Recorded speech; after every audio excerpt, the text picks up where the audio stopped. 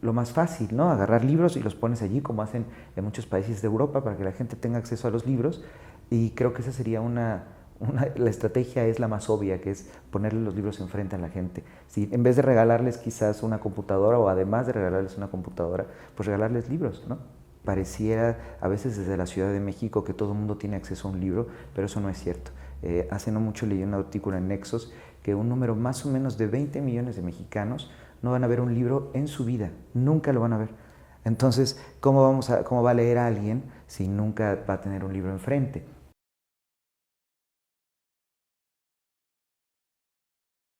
Yo creo que está bien. Lo que no me gusta es 15 minutos al día, porque no es nada, ¿no? O sea, debe ser mucho más tiempo.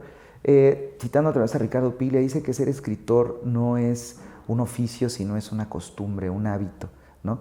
Creo que en ese sentido, pensando en no importa qué leas mientras estés leyendo, está bien, porque te va a hacer un hábito y si comienzas por leer, ya no hablemos de estos libros, pero digamos Mafalda o Condorito, en algún momento vas a pasar quizás a Jorge Ibargüengoitia, Emilio Carballido, vas a ir creciendo y vas a terminar por leerlo todo, ¿no? Como el Quijote, ¿se acuerdan? Creo que eso responde mucho a la pregunta que hiciste. De mis pasajes favoritos del Quijote es que ese narrador rarísimo, que quién sabe quién sea, dice, como yo tengo el hábito de leer todo, hasta los papeles que me encuentro tirados en la calle, un día encontré un libro en árabe y le pedí a un moro que me lo tradujera y mientras me lo traducía se estaba riendo y cuál fue mi sorpresa encontrar que es esa historia que me apasiona, que era la del Quijote. Entonces sí, me gusta eso de ser un adicto a la literatura, a la lectura, ¿no?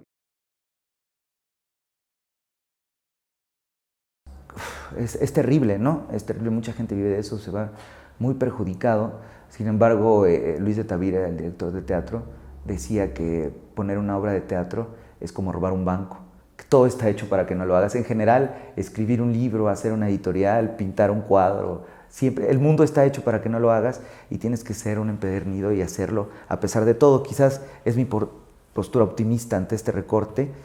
Ya se navega contra viento y marea, sin duda va a ser más duro, ¿no? Porque hay un gran fomento para las publicaciones que a todas las editoriales ayudan. Y pues bueno, el mundo está se espera complicado en el 2017, pero los libros siempre han sido un respiro ante todo eso, ¿no? Bueno, son pérdidas la de los escritores. René Avilés Favela, pues, escritor de la onda, que recordemos, sin Gustavo Sáenz, también Gustavo Sáenz murió el año pasado, sin José Agustín, no hubiera habido mucha literatura que hay ahora, no solo Juan Villoro, sino el propio Roberto Bolaño, no hubiera existido sin escritores como ellos. Me gusta lo que dice Juan Villoro justamente de José Agustín, y creo que se puede adecuar a René Avilés Favela. Es, que pensaba Juan Villoro que todos los escritores estaban muertos. Y cuando leyó De perfil de José Agustín, dijo, puede haber un escritor, no solo está vivo, sino vive en la misma colonia que yo. Creo que eso que te interpelen, que estén tan cercanos, es algo fundamental, pensando también en este aspecto elitista que parece tener en muchos sentidos la cultura en México, ¿no? Y bueno, la pérdida de un escritor es terrible, pero creo que la continuidad casi milagrosa que da la literatura de que ahí están. Entonces, cuando muere un escritor, creo que en realidad nunca se muere, sino ahí está en su obra, ¿no? Es difícil hablar de un político, sin embargo, Rafael Tovar y Teresa, como su hermano, me parecen personas muy valiosas, porque tenían la posibilidad de colocarse en lugares muy importantes, siendo hombres muy cultos, lo cual no es algo usual. Era un erudito, tenía un gran conocimiento de la pintura, de la historia de México, de qué somos los mexicanos. Creo que en ese sentido, algo tan práctico como contestarle el teléfono a Francisco Toledo, que no muchos lo hacen, no creo que Nuño le conteste el teléfono a Francisco Toledo o a un artista de ese tamaño. Creo que eso era el gran mérito de Rafael y de Tovar y de Teresa, que era alguien que podía escuchar a los artistas, a los intelectuales. A mí los premios a veces me dan un poco igual, me gusta que alumbren escritores, siempre son muy polémicos, el Nobel siempre es rarísimo, sus criterios son rarísimos, pero en estos dos casos en específico, Svetlana Alexievich y Bob Dylan, exactamente justo lo que tú estás diciendo es lo que me gusta, que nos están diciendo la literatura es muchas cosas, ¿no? La literatura no solo está en la biblioteca, en Cervantes, y en Juan Rulfo, sino la literatura está en los periódicos, la literatura está en esas investigaciones. Bob Dylan es de ese tipo de autores, ese tipo de cantantes que no sabes si son buenos o malos, pero son de lo mejor que te ha pasado en la vida, ¿no? Trasciende en ese sentido. Obviamente no fue a recibir el premio Nobel porque Bob Dylan siempre ha sido una persona dificilísima. Una canción que me encanta es The Lonesome Death of Hattie Carroll, que es una historia que leyó en el periódico de Williams and Singer, le pone el personaje en la canción, que es un hombre que en una fiesta pasó junto a una mujer negra en Baltimore y la mató con su bastón. Y estuvo 3 horas en la cárcel y salió. Esa es la historia de la canción y dice a los intelectuales, todavía no lloren, que ahorita no es el momento para sus lágrimas. Y vas escuchando la canción y cuando te cuenta todo lo que pasó dice, ahora sí lloren y es momento para que salgan sus lágrimas.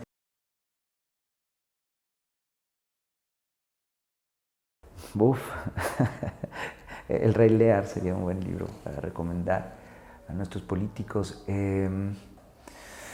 Pues sobre todo libros donde haya ética, ¿no? Donde haya lo que significa una sociedad. Diría sin duda Montaigne, ¿no? Los diálogos de Platón, preguntarse sobre las cosas, ¿no? ¿Qué son, qué significan, el daño que puede hacer? Y para que se diviertan, pero también para que crezcan mucho, un libro de William Styron, se llama Sophie's Choice en inglés. En español le pusieron solo Sophie, así tal cual. Incluso hay una película con Meryl Streep.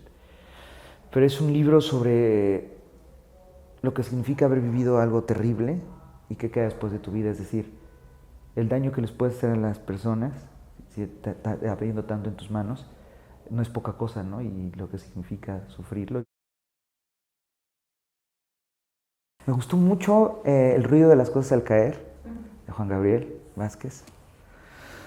Me gustó mucho un autor muy desconocido que se puso un nombre francés y por eso a veces lo expresan. No sé cómo se llame en realidad, pero él se puso Alain Paul Malart, no sé si van a hablar de él.